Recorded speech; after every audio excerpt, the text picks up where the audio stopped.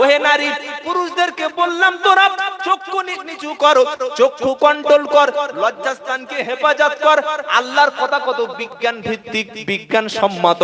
আল্লাহ প্রথমে বলল চোখ হেফাজত কর, দ্বিতীয় বললেন লজ্জাস্থান হেফাজত কর। কারণ আগে মানুষের চোখ, তারপরে লজ্জাস্থান।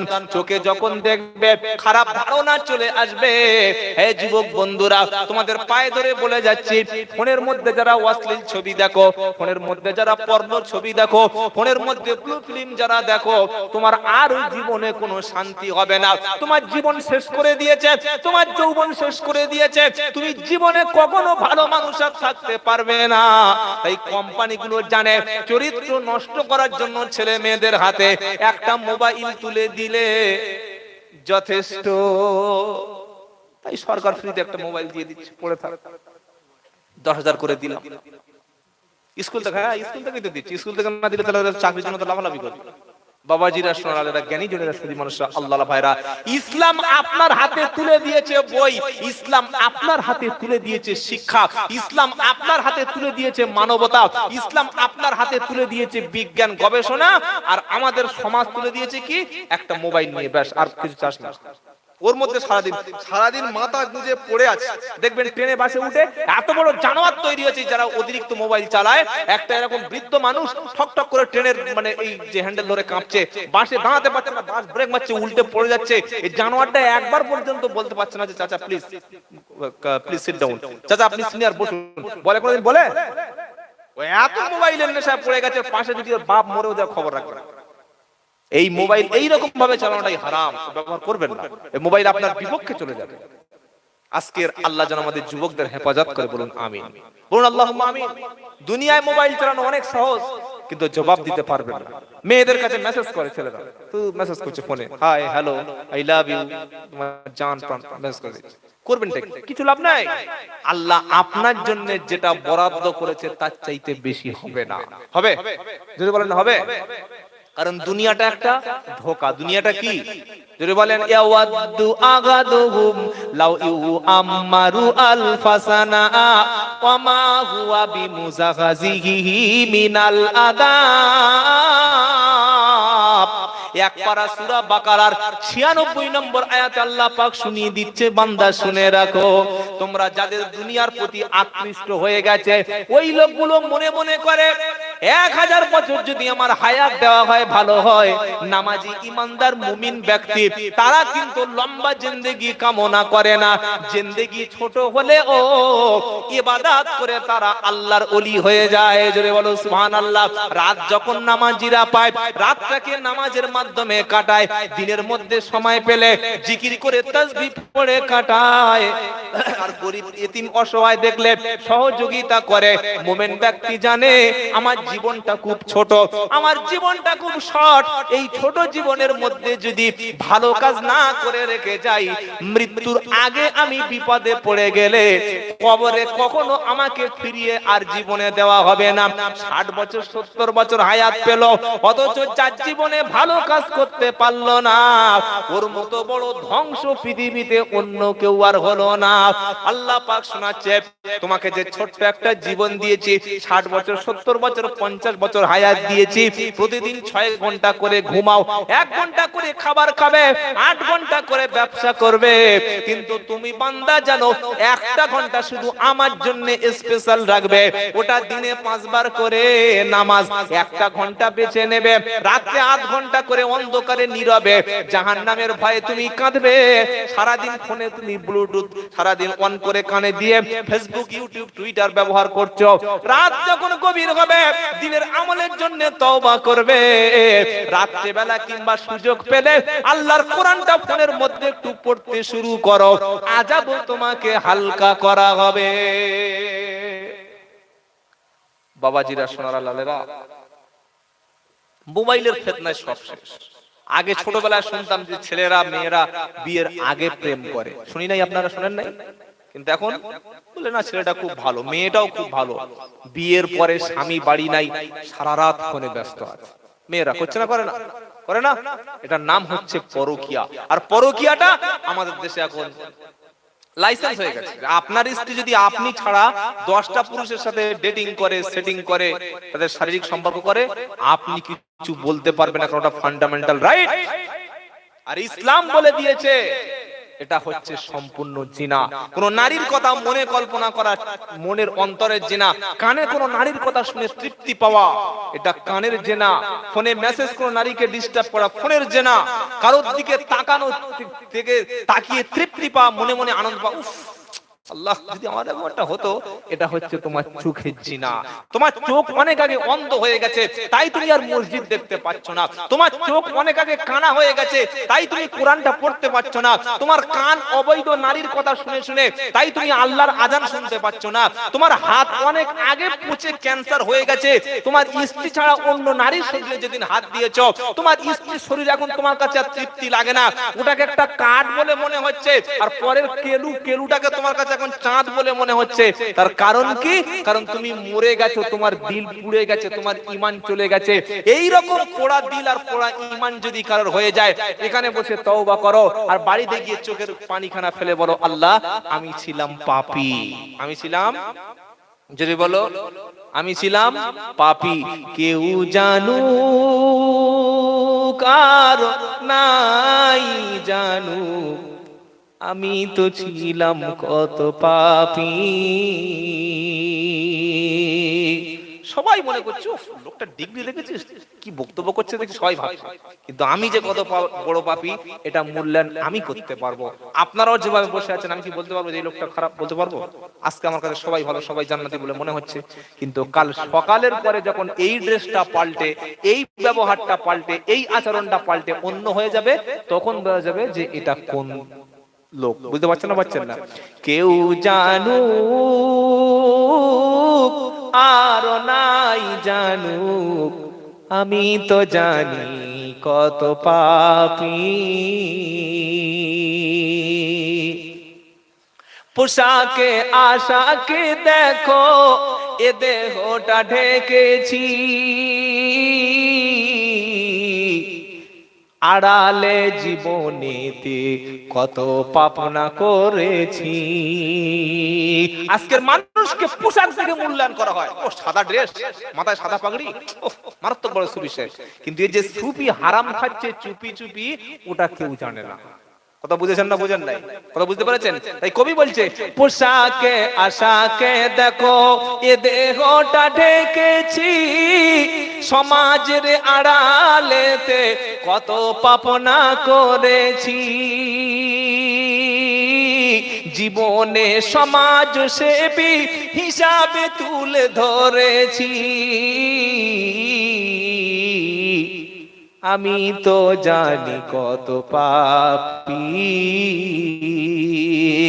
কেউ জানুক আর নাই জানুক, আমি তো জানি কত পাপী। আল্লাহ আমাদের পাপকে যেন ক্ষমা করে, বলুন আমিন, বলুন আল্লাহুম্মা আমিন। নবী বললেন, রাস্তায় যাওয়ার তৃতীয় হক হলো, কোন মুসাফির ব্যক্তি যদি রাস্তা হারিয়ে ফেলে, পয়েন্টগুলো মনে আছে তো আপনাদের বলছিলাম, যেটা কোন মুসাফির যদি রাস্তা গুলিয়ে ফেলে, হারিয়ে ফেলে, তুমি প্রতীকের পথ তুমি দেখিয়ে দেবে, এটা রাস্তার তৃতীয় হক। 4 নম্বর হক হলো, কোন ব্যক্তি যদি বিপদে পড়ে, তুমি তাকে সহযোগিতা করে দেবে। ইসলাম এই আদর্শ দিয়েছে, জোরে বলুন না সুবহানাল্লাহ। তাই আজ থেকে নিয়ত করুন, জীবনে কোনো মানুষকে ক্ষতি করব না, জীবনে কোনো মানুষের উপরে জুলুম করব না, আর নিজের পরিবারকে জাহান্নামের আগুন থেকে বাঁচাবো ইনশাআল্লাহ। বলেন, কাকে বাঁচাবো? নিজের পরিবার।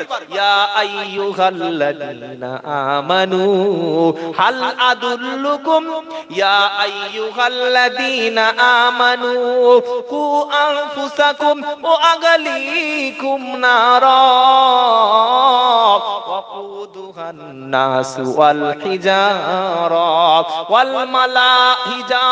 ওয়াল মালাইকাতু গিলাযুন শিদাদুল লা ইয়াসুনাল্লাহা মা আমারহুম ওয়া ইয়াফআলুনা মা ইউমারুন। ইয়াফুকুন। 28 পারা 14 লাইনের 6 নম্বর আয়াত, সূরার নাম সূরা তাহরিম। আল্লাহ পাক শোনাচ্ছে, বিশ্বাসী ঈমানওয়ালা, নিজে তুমি জাহান্নাম থেকে বাঁচাও, নিজের পরিবারকে তুমি জাহান্নামের আগুন থেকে বাঁচাও। জাহান্নামের আগুন হবে, জাহান্নামের ইন্ধন হবে মানুষ এবং পাথর। কি হবে ভাই? জাহান্নামে কারা জ্বলবে? কিসের ইন্ধনটা হবে? মানুষ এবং পাথর। আলাইহা মালাইকাতুন গিলাজুন শিদাদ। আর এমন ফেরেশতা আমি জাহান্নামের আগুনের মধ্যে নিযুক্ত করব যাদের মনে কোনো দয়া নেই, মায়া নেই। পুলিশ একজন থানায় পিটছে, আর যায় ছেড়ে দে, লোকটা মরে যাবে, আর মারিস না, বলে না, বলে না। চোরকে যখন ধরেছে, গণধলাই দিচ্ছে, যদি এটা মারা বেআইনি, দুজন লোক মারে, কেউ না কেউ তার আহা বলে, তো বলে না। ছেলেকে বাপ মারছে, মা ছুটে গিয়ে বলছে, তুমি কি আমার ছেলেটা মেরে দেবে? মা ছেলেকে বাঁচানোর জন্য মা তার স্বামীর সঙ্গে ঝগড়া করছে। আল্লাহ বলছে, এমন ফেরেশতা আমি নিযুক্ত করেছি জাহান্নামে, এই জাহান্নাম থেকে বাঁচো, কারণ ওই ফেরেশতাদের মনে কোনো দয়া নেই, কোনো মায়া নেই। লা ইয়াসুনাল্লাহ মা আমারহুম ওয়া ইয়াফআলুনা মা ইউমারুন। আল্লাহ পাক শোনাচ্ছে, এমন ফেরেশতা আমি নাজিল করেছি, এমন ফেরেশতা নিযুক্ত করেছি, আল্লাহ যদি বলে শুরু কর, মারো বন্ধ হবে না। আল্লাহ যদি বলে মেরে পুঁতে ফেল, সেদিন ওদের মনে কোনো দয়া থাকবে না। বান্দার চিৎকার চেঁচামেচি গোটা হাসরের মানুষ জেনে যাবে, ফেরেশতা সেদিন উহু আহা বলবে না। এই জাহান্নামের আগুন থেকে বাঁচার জন্য প্রথমে আপনাকে যেটা করতে হবে, আপনার ছেলে এবং মেয়েকে আপনাকে কোরআন শিক্ষা দিতে হবে। কথা মনে থাকবে ইনশাআল্লাহ।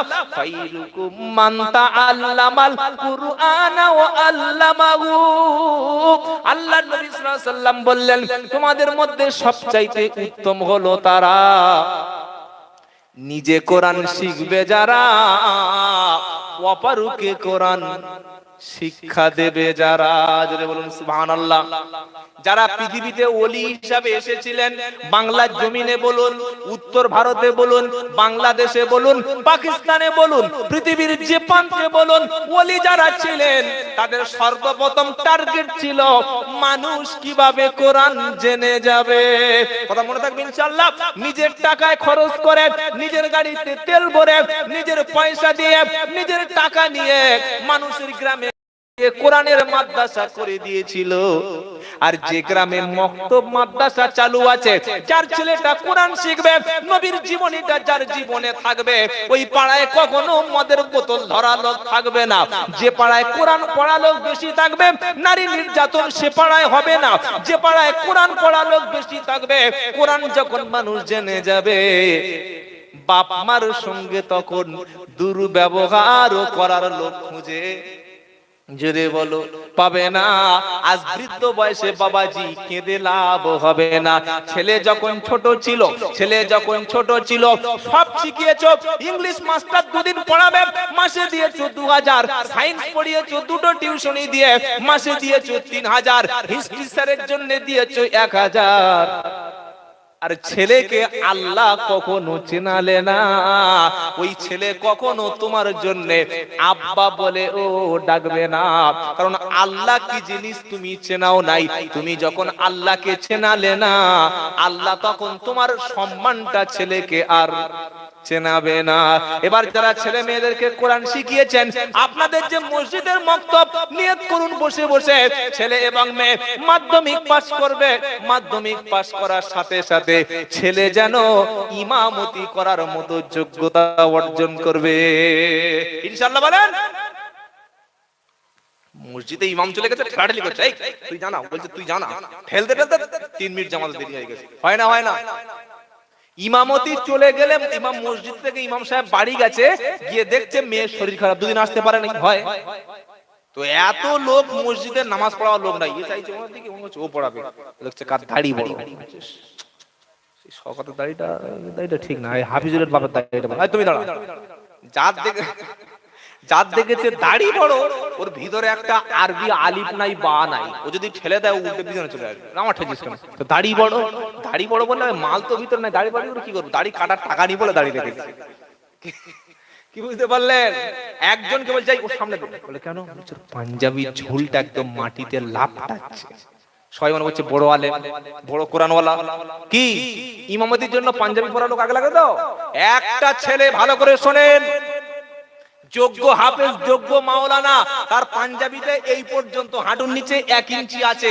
আরেকজন বিশাল বড় নামাজি কিন্তু কোরআন জানে না, তার পাঞ্জাবিটা একদম ঘাটের উপর পর্যন্ত। জানো মক্কা থেকে টাটকা হাজি এক্ষুনি এয়ারপোর্টে ল্যান্ড করেছে। ইমামতির প্রথম অধিকার কে রাখবে? যার কোরআন বিশুদ্ধ। দাড়ি দিয়ে কখনো ইমামতিকে মূল্যায়ন করবেন না। দাড়িটা শরীয়তের পাঠ। আলহামদুলিল্লাহ দেখেছে উঁচু টুপি, কালারফুল টুপি, এই হুজুর মনে করছে একদম বিশাল বড় কারি। কি ওর ভিতরে কোরআন সহি নাই, এটা ইমামতির যোগ্যতা রাখে না। শুনতে পাচ্ছেন না? পাচ্ছেন না? পাঞ্জাবি ঝুল পা পর্যন্ত হতে পারে, দাড়ির সাইজটা রবীন্দ্রনাথকে ছাপিয়ে যেতে পারে, মাথার পাকড়িটা স্বামী বিবেকানন্দর হেল করে দিতে পারে, কিন্তু যার কোরআন বিশুদ্ধ নয় সে ইমামতির যোগ্যতা রাখে না। আর মসজিদে ইমাম চলে গেলে শুরু হয় গুতগুতি, কে পড়ে বললেন নামাজ, কে পড়াবে? শেষে ঠেলে ঠেলে সেই একটা লোককে দিয়েছে যে জীবনে মাদ্রাসা পড়েনি। তাই আমি আব্দুল্লাহ জুবায়ের আপনাকে বলছি, আপনার ছেলেকে, সে তো অবশ্যই মাধ্যমিক, গ্রাজুয়েশন, এমএ কমপ্লিট করে ডাক্তার, মাস্টার, ইঞ্জিনিয়ার হবে, কিন্তু এই টার্গেট থাকবে যে আমার ছেলে মাধ্যমিক পাস, সাথে সাথে 10টা সূরা সহি করে মুখস্থ। আমার ছেলে মাধ্যমিক পাস, মরণের পরে আমার জানাজাটা আমি ইমামকে দিয়ে পড়ানোর প্রয়োজন নেই, কারণ ছেলে যখন ইমামতি করার যোগ্যতা রাখে বাইরের ইমামকে দিয়ে পড়ানোর দরকার নাই। ছেলেকে ইমাম বানিয়ে দিয়েছে, আপনার ছেলেকে ছেলে ইমাম বানিয়ে দিয়েছে। ইমাম চলে যাওয়ার পরে মাধ্যমিক পাস ছাত্র যদি 8-10টা কোরআন শিখে নেয়, মসজিদে ইমামতি করার অভাব হবে? হবে? 3000 টাকা, 4000 টাকা, 5000 টাকা মাইনে দিয়ে বলছে হুজুর আমাদের ইমাম সাহেব আসছে। কত বেতন দিচ্ছিস ভাই? বললে 2500, 3000 টাকা। ছি ছি ছি ছি। আমার জীবনে, আমি আব্দুল্লাহ জুবায়ের বলছি, আমার জীবনে 700 টাকা ইমামতি করেছি মাত্র 5 ইয়ার্স, 5 বছর। কত টাকা? 700 টাকা। সেদিন একটা আসামে ধুবড়ি, ওখানে গেলাম এই 2 সপ্তাহ আগে। ভাই আসসালামু আলাইকুম, বেতন কত? কিছু মনে করবেন কত বলুন না? 2500 ইমামতি হয়? ইমামতি 2500 টাকা হলে তার পিছনে নামাজ হবে না। আচ্ছা আপনারা বলুন যে আপনার গ্রামে আপনার 28 বছর 30 বছরের ছেলে একটা ডিউটি যদি করে, 24 ঘন্টা ডিউটি, 30 দিন ডিউটি করতে হবে, সপ্তাহে এক বেলা বা হাফ বেলা বা একদিন ছুটি, 24 ঘন্টা ডিউটি, 1 মাস ডিউটি পালন করার পরে মিনিমাম কত টাকা বেতন হতে পারে? চুপচাপ বলেন বলেন বলেন। 10 বা 20, মিনিমাম, ম্যাক্সিমামটা আলাদা, 20-25 হতে পারে। আচ্ছা আপনার ছেলে যদি একটা কাজে যায়, 24 ঘন্টা ডিউটি করবে, 1 মাস পরে যদি আপনার 3000 টাকা হাতে দেয়, কতদিন আপনার ছেলেকে ওই চাকরি করাবেন? তো ওটা যদি আপনার ছেলের বেলা বোঝেন, তো ইমামের বেলাটা গোল দিলেন কেন? বোঝা উচিত ছিল না? ছিল না? ছিল না? খালি বলছে মৌলবী সাহেবদের টাকায় বরকত আছে। ওরে মৌলবীদের সাহেবের টাকা যদি বরকত থাকে, তো তোর 20,000 টাকাটা হুজুরের দে, আর হুজুরের 3000 টাকাটা তুই নে। তো যদি এত বরকত হয়, আমি সব জায়গায় জোরালো কণ্ঠে বলি, ইমাম রাখবেন যোগ্য, হাফেজ আলেম মসজিদে রাখবেন, মুফতি সাহেব রাখবেন, মিনিমাম তিনি যেন হাক্কানি আলেম হন, তিনি যেন সমাজ পরিবর্তন করেন। যোগ্য ইমাম থাকলে প্রথমে মক্তব চালু হবে, মানুষ বেনামাজি থাকবে, হাতে ধরে মসজিদে নিয়ে যাবে, এটা ইমামের দায়িত্ব। ইমাম খাচ্ছে, বেনামাজি দাওয়াত করেছে, হুজুর চলেন আমার বাড়িতে দোয়া হবে। হুজুর এসে ইমাম সাহেব বড় বড় মুরগির ঠ্যাং দিয়েছে, খাচ্ছে। রব্বানা যালামনা আনফুসানা ওয়া ইল্লাম তাগফির লানা, আয় আল্লাহ ইমামকে জান্নাতি করো, ইমামের বাপ মাকে জান্নাতি করো। আল্লাহ বলছে কত টাকা ঘুষ নিয়েছিস রে? এই দুটো মুরগি দিয়েছি, তুই জান্নাত দিয়ে দিলি? হ্যাঁ, যেটা নবী করতে পারে নাই। আরে নবীর নিজের চাচা আবু তালেব সারা জীবন নবী কলেমার দাওয়াত দিয়েছে, বলেছে চাচা মরণ যখন হচ্ছে একবার কলেমাটা পড়ো। কলেমা পড়লো না, কলেমা পড়লো না, নবী অত্যন্ত ভেঙে পড়লেন। আল্লাহ পাক শোনাচ্ছে, ইন্নাকা লা তাগদি মান আহাবাবতা ওয়ালাকিন্নাল্লাহা ইয়াগদি মান ইয়াশা ওয়া হুয়া আলামু বিল মুহতাদিন। 20 পারা সূরা কসাসের 56 নম্বর আয়াত আল্লাহ বলছেন ইন্নাকা নিশ্চয়ই আপনি লা তাহদি মান আহাবাবতা যাকে ভালোবাসেন তাকে হেদায়েত করতে পারবেন না আমি আল্লাহ চাইলেই হবে বলুন সুবহানাল্লাহ নবী নিজের চাচাকে নবী যখন কলেমা পড়াতে পারলো না যখন চাচা আবু তালেব বেঈমান হয়ে মারা গেল এবার নবী বলছেন আল্লাহ চাচাকে ক্ষমা করো যার বাড়িতে খেয়েছি যার বিছানায় শুয়েছি যার দেওয়া আশ্রয় জীবন অতিবাহিত করেছি ক্ষুধার সময় খাদ্য তৃষ্ণার সময় পানি শীতের সময় পোশাক গরমের সময় ছাতা যখন সবকিছু সহযোগিতা করেছে যে চাচা এই চাচার কবরে আযাব হবে আমি নবী কিভাবে সহ্য করি নবী চাচার জন্য যখন দোয়া করছে আল্লাহ পাক নবীকে শুনিয়ে দিচ্ছে নবী মা কানা লিন নবিয়্যি ওয়াল্লাযীনা আমানু আইয়াস্তাগফিরু লিল মুশরিকিন ওয়ালাউ কানু উলি কুরবা মিন বাদি মা তাবায়্যানা লাহুম আন্নাহুম আসহাবুল জাহিম 11 পারা 4 পৃষ্ঠা 3 নম্বর লাইনের 112 নম্বর আয়াত সূরার নাম তাওবা আল্লাহ পাক শোনাচ্ছেন নবী কোন ঈমানদারের জন্য এটা উচিত নয় এমন কি নবীর জন্যও সমীচীন হবে না কোন ব্যক্তি কুফরি অবস্থায় মুশরিক হয়ে মারা গেছে আল্লাহর দুশমন হয়ে মারা গেছে তার জন্য ক্ষমা প্রার্থনা করা নবীর জন্য মানায় না ওরে নবীর জন্য কাফেরের জন্য ক্ষমা করা নবীর জন্য যদি না বৈধ হয় তো সুদখোরের বাড়ি কিভাবে মৌলবি গিয়ে কেঁদে কেঁদে দোয়া চায় পকেটে 5 দিয়েছে বলে 5000 পকেটে টাকা দিয়েছে আর দামি ওই বড় পিস দিয়েছে বলে কেঁদে দোয়া শুরু করে দিলে সেজন্য বলছি ইমামের বেতনটা বাড়ান 10000 কমপক্ষে বেতন দেবেন মিনিমাম 8000 10,000 বেতন হবেই আর 10,000 বেতন দিয়ে যোগ্য আলেম যাকে রেখেছেন তার দিয়ে খেদমতটা নেবেন শুনেন আপনাদের জলসা কয় বছর হচ্ছে ভাই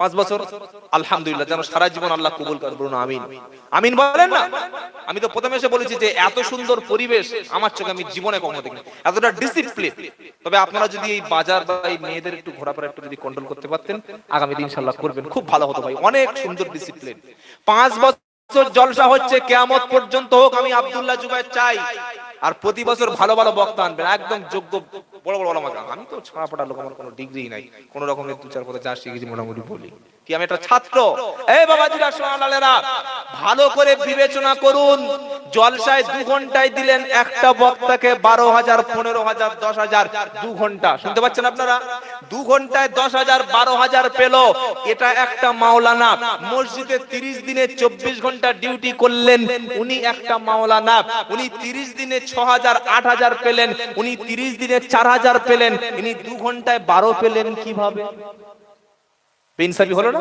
হয়েছে না হয়নি কথাগুলো ভাববেন নাম্বার 2 10,000 টাকা ইমাম দিয়ে মুরগি আর ভালো খাইয়ে শুইয়ে ইমামের ভুঁড়ি করাবেন না তাহলে সুগার এসে গেলে আপনার ইমাম চলে যাবে কি করবেন ফজরের নামাজ পড়ে যারা নার্সারি বাচ্চা 5 বছর 6 বছর 7 বছরের বাচ্চা ওই সময় ব্রেনটা ওদের এত অ্যাক্টিভ থাকে যা শুনে তাই মুখস্থ করে সুবহানাল্লাহ বলবেন না আপনার ছোট বাচ্চা একদিন 2-4টা ভালো জিনিস শোনান 3-4 দিন পরে দেখবে মুখস্থ করে দেবে কিন্তু একটা বুড়ো লোককে বলেন বলতে পারবে না ঠিক বলছি না ভুল বলছি ওই নার্সারির বাচ্চা ছোট বাচ্চাগুলিকে ইমামকে বলবেন যে হুজুর আপনি ফজর থেকে আর 1 ঘন্টা নার্সারি বাচ্চাদের পড়ান এটা আপনার দায়িত্ব আসর থেকে মাগরিব পর্যন্ত যারা ক্লাস 6 7 8 9 এর স্টুডেন্ট এদেরকে আসর থেকে মাগরিব পর্যন্ত 40 মিনিট 1 ঘন্টা যতটুকু সময় পায় কোরআন শিক্ষা দেবে দুটো ব্যাস হয়ে গেল নাম্বার 3 মাগরিব থেকে এশা পর্যন্ত এই যে যারা ওল্ড এজ যারা 60 প্লাস বা 70 প্লাস বৃদ্ধ লোক অনেক ছোটবেলায় কোরআন জানে না এখন হয়তো শিখেছে হয়তো তার ভুল আছে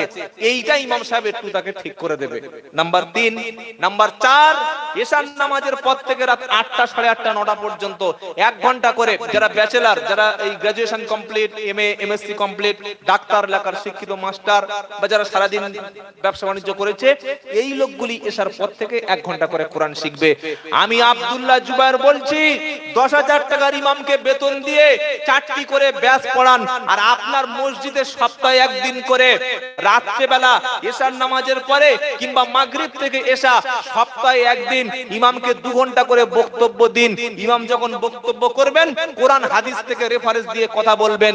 জলসাটা এখানে তো করেছেন, প্রত্যেক সপ্তাহে একদিন করে জলসা মসজিদে হোক, কোরআন হাদিস থেকে জলসা হোক, সব কেচ্চা কাহিনী চলবে না। ইমাম বক্তব্য করুক, বছরে 53টা জলসা ইমাম করবে মসজিদে, আর 4টে করে ব্যাচ পড়াবে। এইভাবে যদি 5টা বছর চলে, সমাজের, এলাকার, মহল্লার মুসল্লিদের এবং বেনামাজিদের অবস্থা পরিবর্তন হবে না হবে না?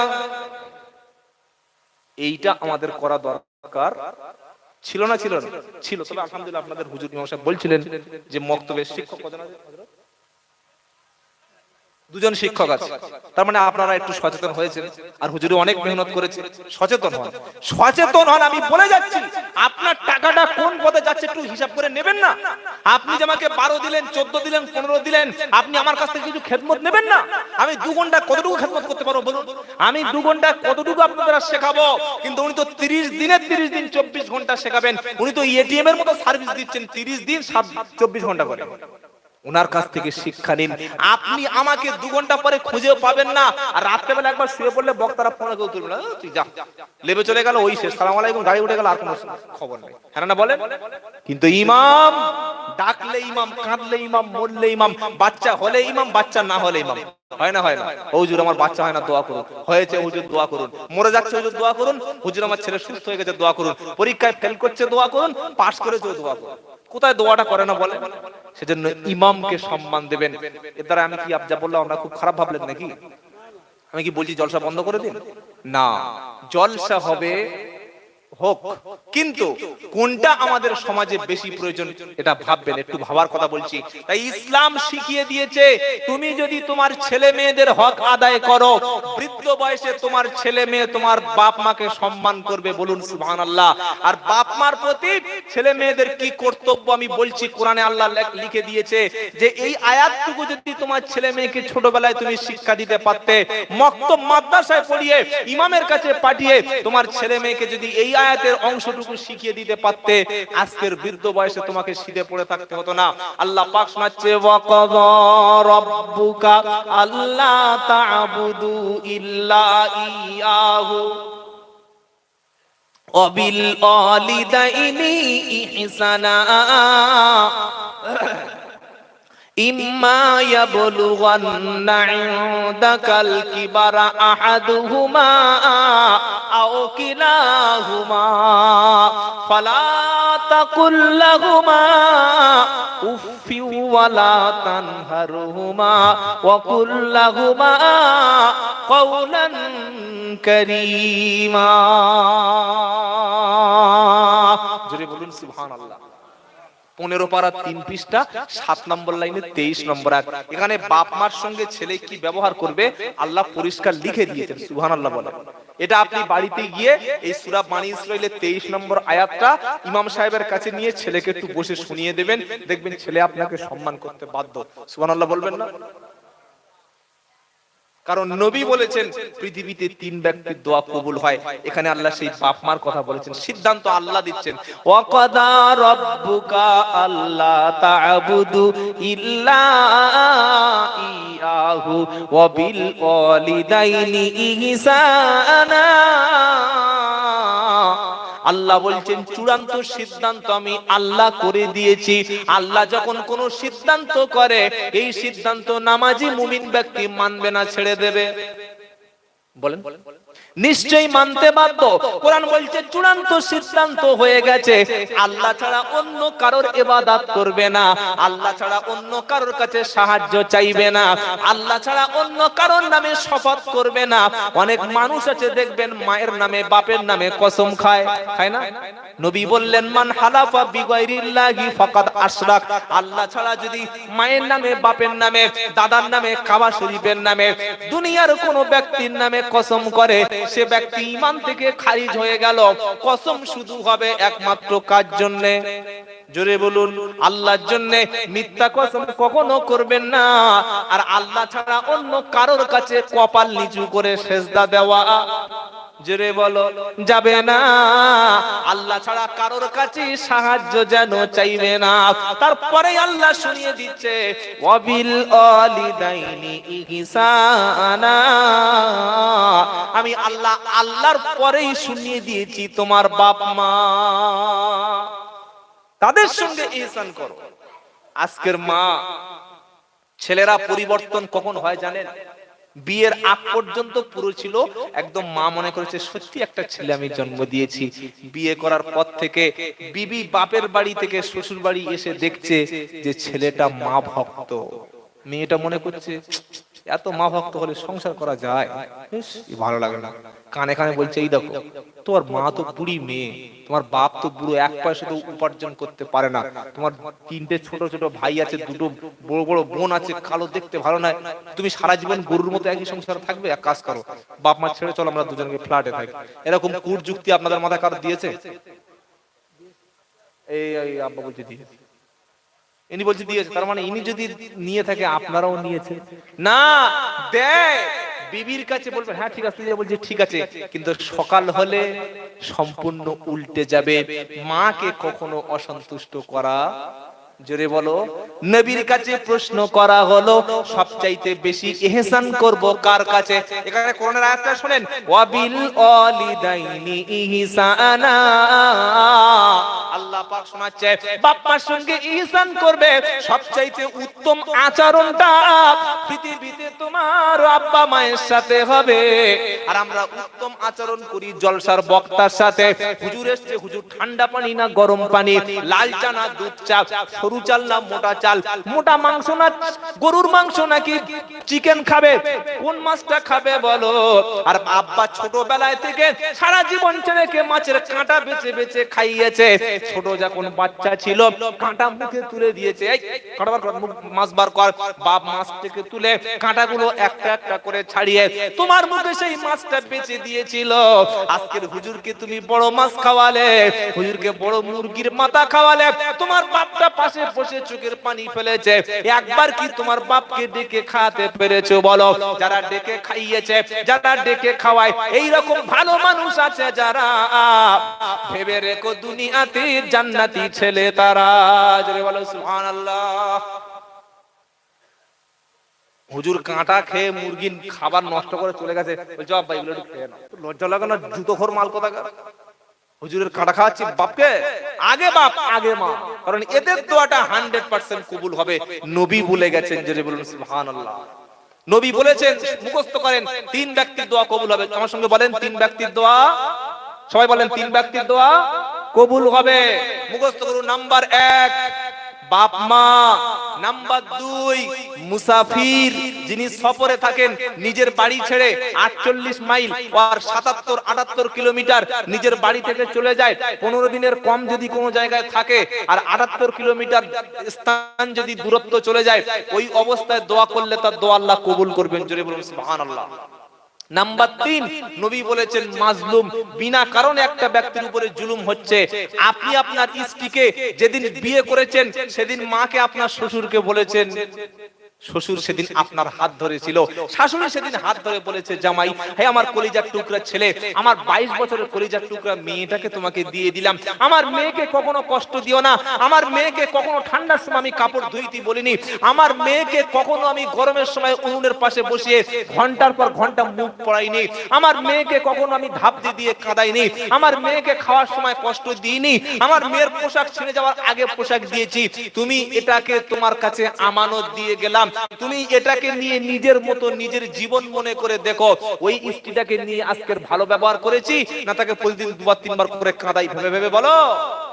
সকালে বিবি ঘুম থেকে ওঠে নাই, এমন একটা রাশ করে যেন মালাকুল মউত জীবন নেবে বলে চলেছে, এক বিছানা। এটা সুন্নাত না। সুন্নাত কি ছিল? ফজরের সময় আসসালাতু খায়রুম মিনান নাউম, এটা বললে আবার কেউ আজান দিতে বলবেন না, আমাকে অনেক জায়গায় ঝামেলা করে। একটা বলে হুজুর আজান দাও, কোনো মানে আছে? এটা একটা বললাম। ফজরের সময় আজান হয়ে গেছে, নামাজের চাইতে ঘুম উত্তম, তাই তো নাকি? তাহলে হ্যাঁ বলে ফেললেন, না বুঝে বলে। যখন হয়ে গেছে স্বামী বিবিকে বলবে, বিবি উঠে পড়ো, উঠে পড়ো, উঠে পড়ো। বলে কেন? দেখতে পাচ্ছ না 5:40, 6:10 ওয়াক্ত শেষ, একটু পানি গরম করো, তুমি ওযু করে নামাজ পড়ো, আমার জন্য পানি গরম করো। স্বামী মসজিদে চলে যাবে, বিবি বাড়িতে নামাজ পড়ে কোরআন নিয়ে তেলাওয়াত করবে, স্বামী এসে দেখবে বিবি কোরআন তেলাওয়াত করছে। সুবহানাল্লাহ বলবেন না? এই রকম পরিবেশ যারা তৈরি করতে পেরেছেন, তাদের ঘরটা গরীব হতে পারে, এসি না থাকতে পারে, ফ্রিজ না থাকতে পারে, দামি খাট না থাকতে পারে, শোকেস আলমারি সোফা না থাকতে পারে, কিন্তু ওই ঘরটা রহমতের ঘর। আর ওই ঘরে যারা বাস করে সবাই জান্নাতি। জোরে বলো সুবহানাল্লাহ। বাবাজিরা, সোনালারা, জ্ঞানী জনেরা, সুধী মানুষেরা, আমার আল্লাহওয়ালা ভাইরা, বিবিকে ডেকে দিয়ে ওই কাজ করবেন। আল্লাহর নবী সাল্লাল্লাহু আলাইহি ওয়াসাল্লাম বলেছেন, তুমি তোমার স্ত্রীকে সেদিন 3টি কথা বলেছিলে, কবুল কবুল কবুল শব্দ বলে একটা হারাম নারী তোমার জন্য হালাল হলো। ওই নারীটা সে বাপের বাড়ি খাবার পেত, তোমার বাড়িতে খেতে আসে নাই। ওই নারীটার বাপ 25 বছর যদি তাকে পোশাক দিতে পারে, আরো 50 বছর পোশাক দিতে পারতো, তোমার কাছে পোশাক নিতে সে ফকির নয়। ওই নারীটার জন্য বিছানা ছিল, তোমার বিছানায় শুধু সে ঘুমাতে আসে নাই। ওই নারীর মানসিক শারীরিক ভাবে তার তৃপ্তিটা তুমি দিও, সে যেন তোমার কাছে বিছানায় শুয়ে কখনো না কাঁদে। জাল্লা এমন জালিমের হাতে পড়েছি, সারা রাত আমাকে বিভিন্ন কথা বলে কটূক্তি করে, দিনের বেলায় কাজ করতে গেলে ভুল ধরে, আমার একটু সামান্য ভুলের জন্য শাশুড়িকে দিয়ে টর্চারিং করায়। বাড়িতে এমন অনেক পুত্রবধূ আছে, ছোট বউ বলে বড় যা, মেজো যা, সেজো যা, সবাই আজে বাজে কথা বলে। বলে না? বলে না? বলে না? তুমি আজকের মসজিদে বসে 2 লাখ টাকা দান করে দাও, হয়ে গেছে। অত সহজ নয়। তোমার বাড়িতে তোমার স্ত্রীর সঙ্গে ভালো আচরণ করো। কোরআন শোনাচ্ছে, ও আশিরুহুন্না বিল মারুফ, স্ত্রীর সঙ্গে খারাপ ব্যবহার করো না, ভালো ব্যবহার করো। এই শীতের দিনে সে মেয়েটা পরের মেয়ে তোমার বাড়ি এসেছে, ঝিকিরি নয়, সে কাজের মেয়ে নয়। সে যদি কাজ করতে করতে ক্লান্ত হয়ে পড়ে, আপনি জানেন যে আল্লাহর নবী মাঝে মাঝে রান্না করতেন? জানেন এটা? কখনো শুনেছেন? শোনেন নাই, খালি শুনেছে খাওয়ার সাথে মিষ্টি খাওয়া সুন্নাত। তার মানে এইটা মৌলবীরা বলবা, যার পরে 2 পিস রসগোল্লা মারবো, এত চালাক, তাই তো? খাওয়ার শেষে মিষ্টি খাওয়া সুন্নাত, এটা হাদিস না মন গড়া? ওলামাদের জিজ্ঞাসা করে দেখেন, এটা মন গড়া। তার মানে নিজেরা খাবে একটু সুগার যাতে তাড়াতাড়ি হয়। কি খাওয়ার শেষে মিষ্টি খাওয়া সুন্নাত, এটা স্মরণ করতে পারলেন। আর আল্লাহর নবী বিবির হাতে মাঝে মাঝে কাজ করতেন, নিজের কাপড় সেলাই করে নিতেন, নিজের স্ত্রীর রান্নাতে তিনি হেল্প করতেন। কই এই হাদিসটা তো শুনলেন না? আল্লাহর নবী বাড়ি এসে দেখছেন আম্মা জান আয়েশা সিদ্দিকা রাদিয়াল্লাহু তাআলা আনহা তিনি রান্নার কাজে ব্যস্ত, রান্নাটা ইনকমপ্লিট আছে। আমরা হলে কি করতাম? এই তুই রান্না করিস না কেন রে, ছোট লোকের বাচ্চা, এই তুই সারাদিন বাড়ি করিস, এসে 2 ছড়িয়ে দিতাম না? কিন্তু নবী তো রাহমাতাল লিল আলামিন, ওয়া মা আরসালনাকা ইল্লা রাহমাতাল লিল আলামিন। হাবিব গো, আপনাকে তো রাহমাতাল লিল আলামিন হিসাবে পাঠিয়েছি। আপনি তো গজবের নবী না, আপনি তো হাতে শাস্তি দিতে পারেন না, আপনি তো মানুষকে কষ্ট দেবেন না, পশু পাখিকে কষ্ট আপনি দেবেন না। আল্লাহর নবী এসে বলছে, আয়েশা রান্নাটা এখনো ইনকমপ্লিট আছে, রান্নাটা এখনো বাকি আছে। আয়েশা তুমি চলে যাও, আমি নিজে রান্না করে। আল্লাহর নবী নিজে রান্না করে, স্বামী স্ত্রী দুজনে একই প্লেটে খাবেন, এটা সুন্নাত। বাড়িতে যদি খাঞ্জা না থাকে, বড় একটা খাঞ্জা কিনুন, ছেলে একদিকে, আপনার মেয়ে একদিকে, স্ত্রীর সামনে আপনি, এই 4 জন 5 জন ফ্যামিলি মেম্বারও একই সঙ্গে বসে দস্তরখান বিছিয়ে সুন্নাত তরিকায় খাবেন। এই বাড়িতে রুজির কষ্ট কখনো হবে না। ও দস্তরখান ছেড়ে, খাঞ্জা ছেড়ে ও কিনেছে ডাইনিং টেবিল। কি টেবিল বলো?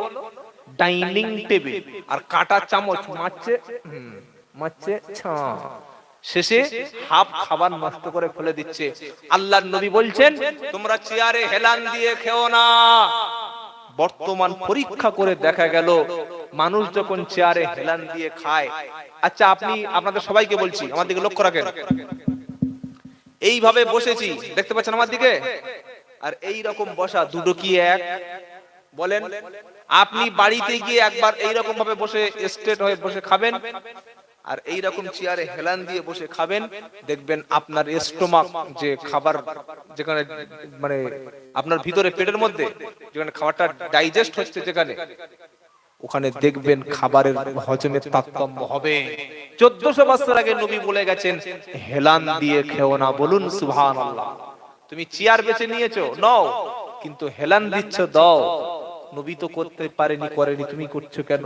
বাড়িতে দস্তরখান আছে সবার ইনশাআল্লাহ, কোথায় দস্তরখান পাবে? কোথায় দস্তরখান আছে বলো? সবাই নিয়ত করুন বাড়িতে দস্তরখান বিছিয়ে খাবো ইনশাআল্লাহ। বলেন বলেন ইনশাআল্লাহ। স্বামী আর স্ত্রী একই প্লেটে খাবো ইনশাআল্লাহ। বলেন। আচ্ছা আমি একবার দেখি তো আপনাদের হাতটা তুলে, স্ত্রী আর স্বামী, স্বামী স্ত্রী দুজনে একই প্লেটে খান, খেয়েছেন বা খাচ্ছেন, কে কে একটু হাতটা তুলুন তো দেখি ভাই।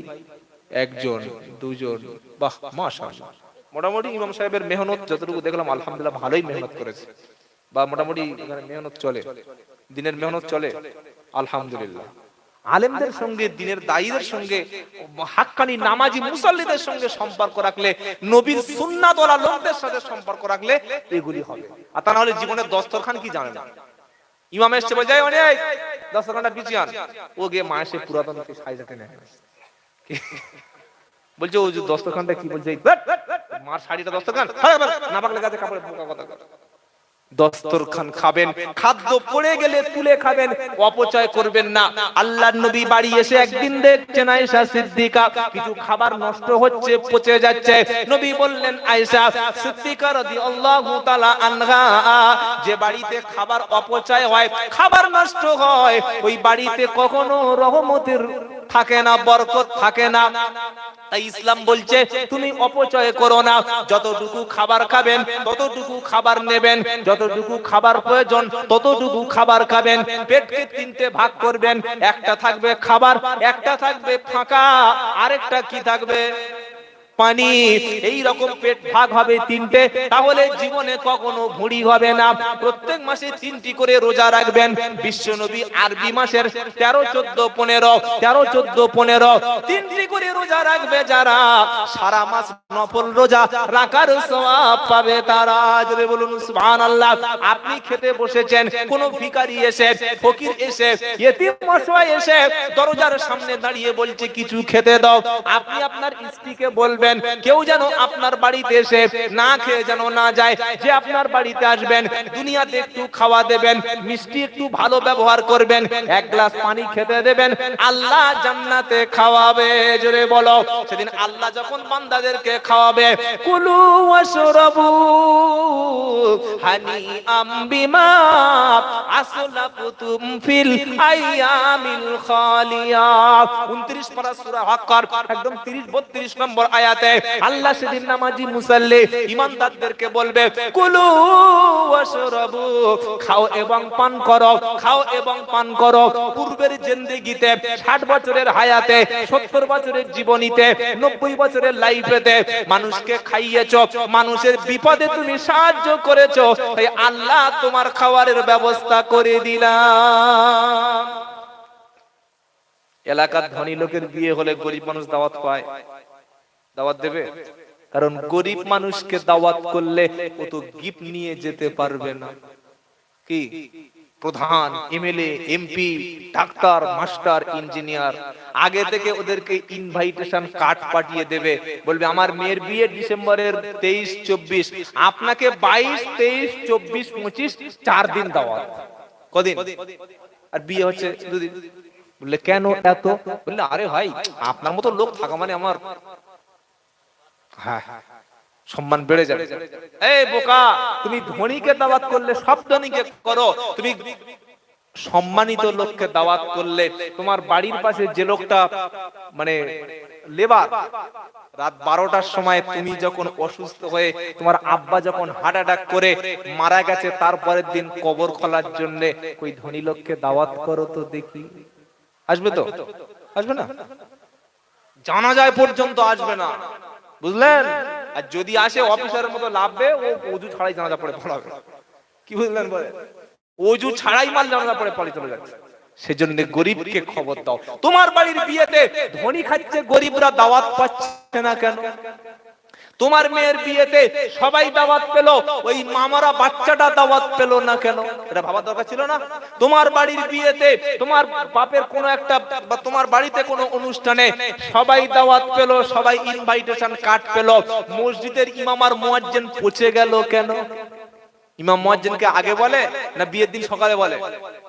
কথা কথা বলেন না? আরে আমি তো ঘা খাওয়া মাল ঠকাতে এসেছি, 14 বছর ইমামতি করে তবে আমার দাড়ি উঠেছে, ইমামতি 3 বছর করে দাড়ি উঠেছে আমার, বুঝলেন? সবাইকে দাওয়াত করবে, সবাইকে দাওয়াত করে কাঠ ফাট ছাপিয়ে যেদিন মেয়ের বিয়ে হবে, যেদিন বাড়িতে অনুষ্ঠান হবে, হুজুর আজকে আমার মেয়ের বিয়ে, তো ভাই আগে বলোনি, আজকে তো আমার সেই ওই নুরুদ্দিনদের বাড়ি দাওয়াত আছে, বলছে হুজুর বাদ দেন তো, আমি দাওয়াত করছি, আমার ছেলে নুরুদ্দিন বড়। তোর কমন সেন্সের কমন উড়ে গিয়ে সেন্সটুকু নাই, তুই লিখে রাখ। আলেমকে এনেছিস দায় সারা করে, আলেমকে প্রয়োজন তাই এনেছিস, ওটা প্রিয়জন না। প্রয়োজন আর প্রিয়জন একই? এই যে প্রয়োজন আর প্রিয়জন কি একই? আপনার যখন প্রিয়জন হবে, সুখে দুঃখে সর্বাবস্থায় তার খবর হবে, আর যখন প্রয়োজন হবে বিপদে বললে আসসালামু আলাইকুম হুজুর চলেন, আর যখন বিপদ মিলে গেল ইমাম সাহেব খাই কি আবার দুটো খাও। বিয়ের দিন ইমাম সাহেবকে খবর নিচ্ছে, এক সপ্তাহ আগে প্রয়োজন ছিল ইমামকে খবর নেওয়া, মুয়াজ্জিনকে বলার বলেছি, সমাজ বলেছে, অথচ ইসলাম বলছে কোন কাজ করতে গিয়ে মাশওয়ারা করে নাও, আলেমদের সঙ্গে মাশওয়ারা করো, ইমামের সঙ্গে মাশওয়ারা করে করো। মসজিদে কমিটি বিচার কি বলে মিটিং ডেকেছে, ইমামের খবর রাখো, ইমাম কি বুঝবে? যা করবো আমরা করবো।